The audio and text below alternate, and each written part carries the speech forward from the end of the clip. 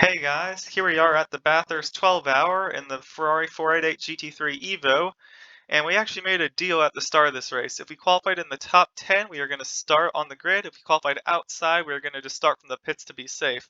However, we had a great qualifying, and we started up in 6th place, so we have we have some good track position for the beginning of this race. So before we watch our onboard, I just want to show what the top 10 starting order is. So we got a Ferrari in first, also second, and then a BMW in third, a Mercedes in fourth, Ferrari in fifth, and then another Ferrari, us in sixth. We got a BMW in seventh, we got a McLaren in eighth, we got a Lambo in ninth, and a Porsche in 10th, and then another Ferrari in 11th. And so you can see a nice variety of cars are at the top 10. However, near the front, there's a lot of Ferraris, so that seems like a pretty strong car. So anyways, um, enjoy my first two stints as we go from darkness into sunrise. And yeah, we had a pretty good start to the race. Enjoy.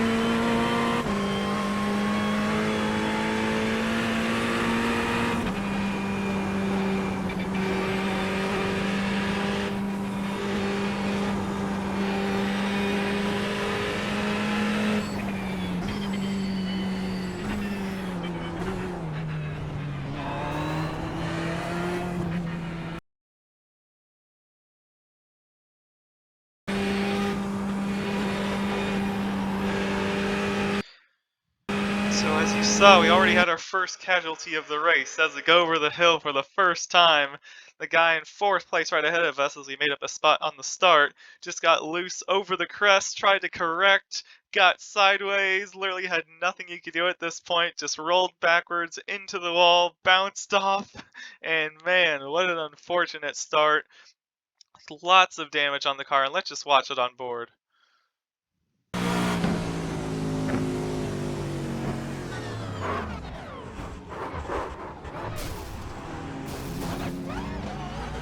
And then he got collected by another car too, if we just watch that from chase view.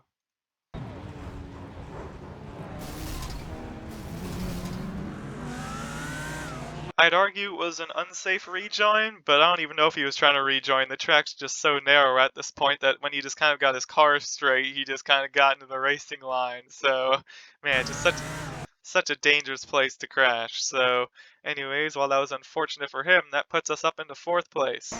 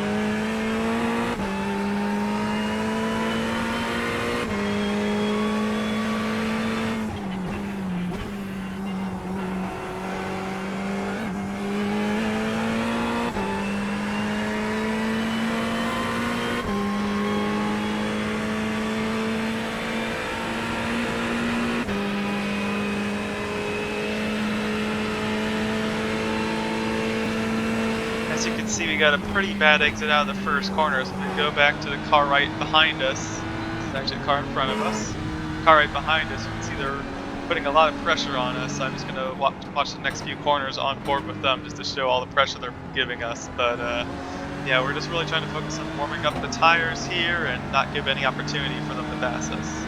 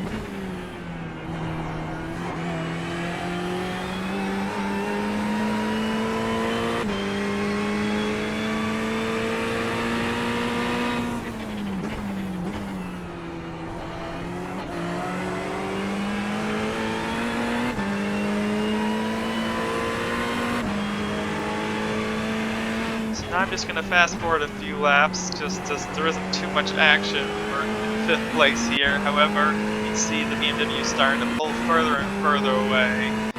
So over the next few laps we're still in 5th. You can see the sunrise just at the bottom.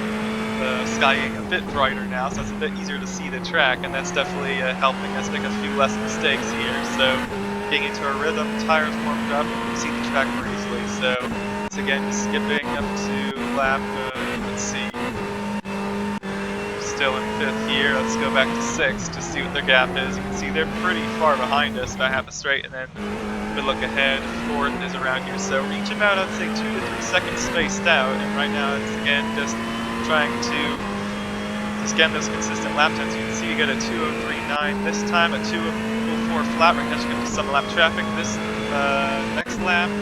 2:04.0, so we're really hovering on those high 2:03s and low 2:04s, and going back to the car behind against the lap car. 6th place pretty far back, 4th place pretty far ahead, so we're just going to watch this on 4th lap now that now the sky's gotten a bit brighter. You can just see how much the track has changed in all the corners. You can see so much more easily.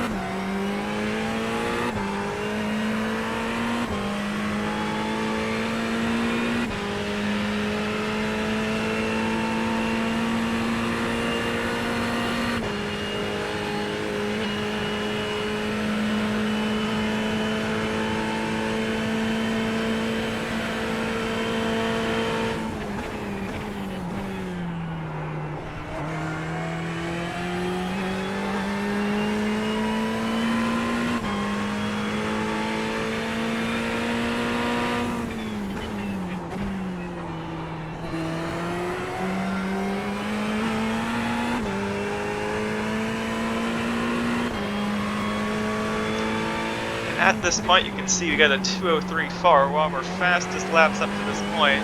And not only are we focusing on consistency, but we're focusing on trying to push the limits as well. I feel like we're being more and more brave on the downhill section. We're able to just take a bit more speed into there and just kind of not have to worry about the car floating. We're really trying to take control of the car. So let's just compare the lap times. 2:03.4 versus the car ahead, and 2:03.3. You can see just very similar on the guys behind. This is the lap car.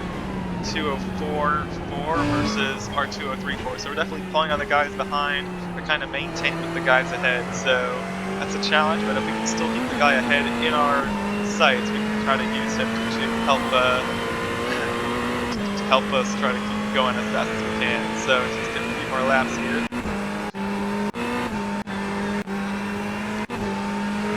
So here we're just catching another lap car, still losing a bit more time. This might have just been because of lap traffic, but you can see the car ahead's definitely a lot closer than before. And I believe we should be pitting this lap, so I'm just gonna ride on board. You can see we're almost within slipstream range of the guy ahead, keeping our low 2:03s. The car ahead got a 2:03.9, so we've been gaining a little bit, maybe about half a second or so, a little bit less each lap, and that's been able to allow us to catch up to him. Let's see if we can do anything as we enter the pits.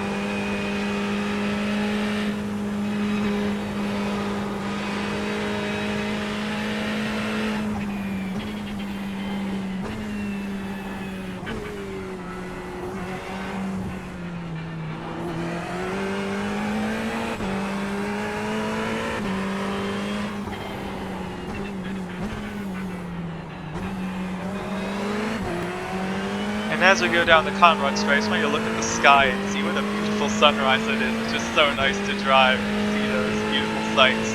We're almost within slipstream range, but it's not really worth it if we're both coming to the pits. No need to make a move. We're just going to be pitting this time. So we're going to get as close as possible here. And one thing I actually noticed is when you're drafting right behind these guys, you can just let up early here. You can save some gas while you're at it, and it also makes this corner a bit easier. So that was something I started to use throughout the next stint, even if I didn't have a draft, just coasting a bit earlier to that corner. So apparently I was wrong, not big this time, but at least you can see how close I was catching. Sorry about that, my bad. But let's just see our pit entry here. Oh, okay, that was a scary rejoin, but luckily it wasn't horrible. We didn't really gain that much that final lap here, but just we're kind of maintaining here, but look how much we gain on the second part. We got all the way up to him, and you can see he just slows down a lot more near the very end, and we just wait till like all the way up to the cone. And so we're literally, if we look at TV view, we're right behind him. So I'm just gonna skip our pit stop here, but okay, that should be pretty close now. We're at 16 gallons, it looks like. 22.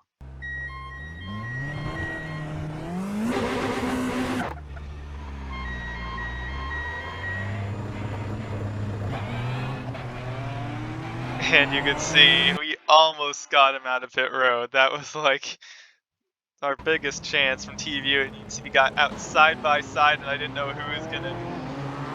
Yeah, I guess we ended up bailing at the last minute. I don't think it's wide enough for side by side there. So anyways, we come out right behind him. And now we also, I believe the BMW is on the lead lap, but I don't think they pitted, so they're, I think they're planning on pitting the next lap, so you can see if we're able to do anything with this Ferrari while we're having to do it with this BMW on old tires. Even though we didn't actually take tires at the pit stop, just fuel, so I guess we're on the same tires.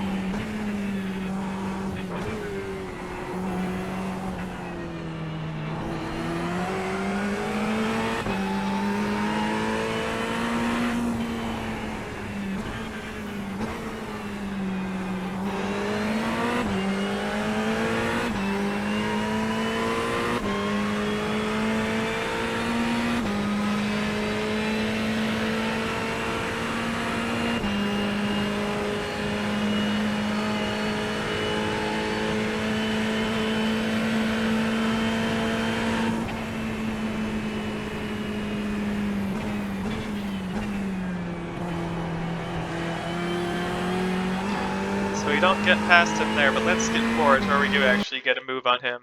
So we're still within the slipstream range through here, and he's not that much slower, but I feel like our biggest advantage is actually right here over the crest. Look how much earlier he brakes. So you approach the downhill section, we're within a car length, and see he brakes so much earlier, we now have to back up just so we don't hit him. So, but obviously this isn't a good overtaking spot, we just have to get a really good exit out of the elbow to have a shot here. Pretty far back, see how close we can get on entry. There's no car ahead, so we should have a really good slipstream, and he brakes! He taps the brake on exit, and here's our shot.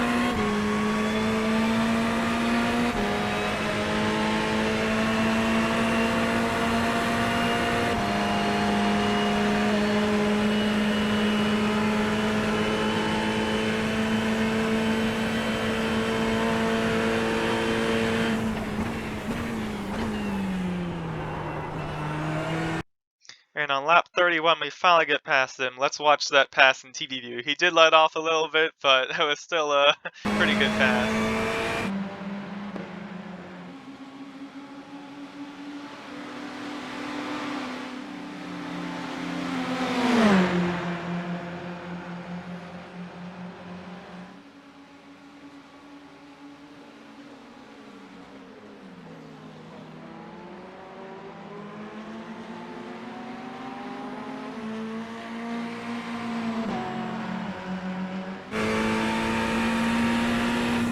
That move puts us in 6th for now, but once pit stops finally finished, that'll put us up to 4th overall. So as we cross the finish line here, we'll an update. Yes, we are up to 4th place. So started in 6th, 31 laps later, we're up to 4th. And let's see how far back 6th is. So 5th is right here, and then 6th. That's 27, that's 9, that's 28. Okay, I don't know where 6th is. Oh, there they are. Crossing the line right now. And versus, we're already halfway across the line, so we have a really big gap over 6th place. So even if we're fighting, we're not going to lose that much time, not that much pressure from behind. So up into 4th place, and now let's get a few more laps ahead.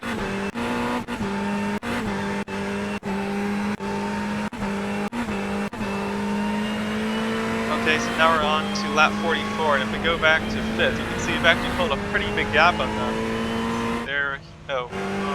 We're exiting turn 1 here, and they're just entering it, so we probably pulled like 5 seconds on them. So I think all that half second or so, their last lap was a 2:04.3 versus our 2:03.8. So I'd say generally like half a second faster is the other pull on them. And you can just see, even though our tires are 44 laps old, we're still being able to hang on. I'd say the main problem that we have is our right front tire. So I'm just going to let you watch this next lap. And I think you can tell that basically all the left-hand corners, that's where I've really been having a lot of problems. I feel like I'm kind of running wide on exit, and especially like the last corner. That's the one where I just feel to understeer the most. So I'll shut up and let you watch the next few laps.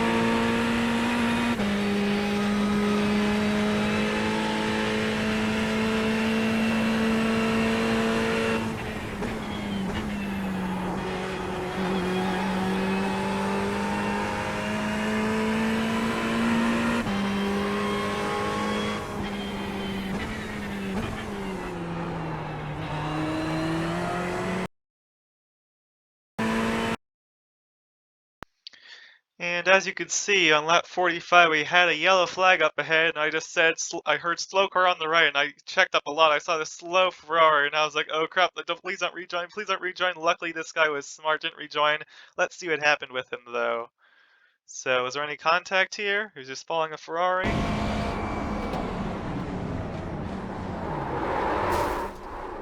What it sounded like is he just downshifted too fast and got some oversteer in the back. Let's see that from chopper view.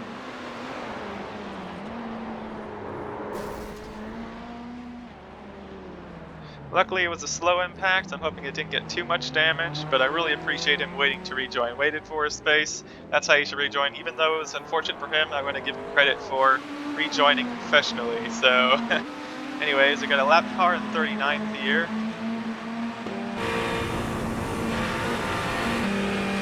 And while we're trying to figure out how to get around him, we probably are just going to wait for the downhill and then just stay close to him and then try to get him after the elbow. You can see how early these guys are breaking over the crest. Obviously you want to be safe rather than sorry, but at some point it just seems ridiculous. Like, he's almost taking these corners just too slow. Looking at his last lap though, 2:03.8, so I mean, he's definitely doing something right. So maybe he's just a bit cautious or not wanting to make a mistake time behind him. So just going to fast forward through here. He lets me by through here, not really much of a fight. And let's just see how far ahead third is. So you can see here's all these 22nd guys, and third's all the way over here, just past turn 1, while we're just exiting the chase. So we have pulled a nice gap on 5th. Third is also miles away, so really spread out right now. So not too much action other than avoiding that crash over there. So I'm just going to skip a bit forward.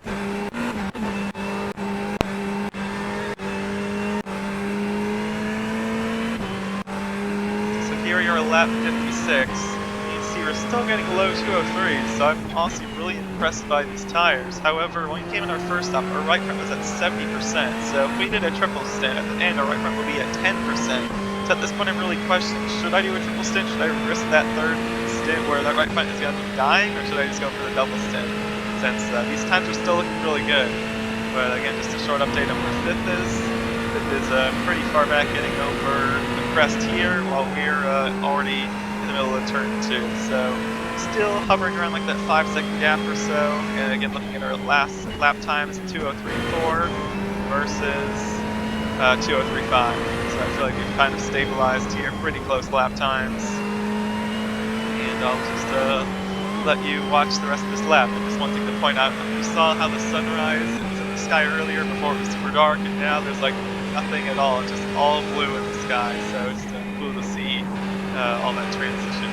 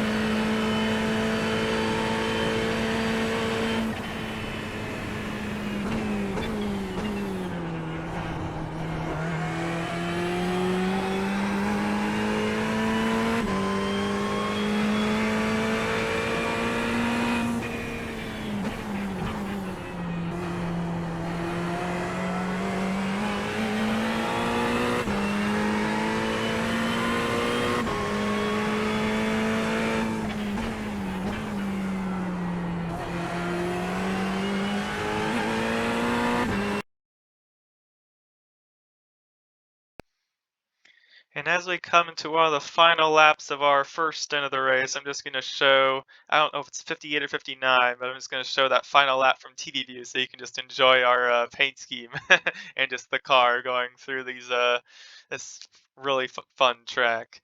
I mean, it's just cool to see all that dynamic time of day, and also just the fact going over and under this mountain or on top of up and down. It's just a really fun track to drive. So I'll let you enjoy this final lap from TV view.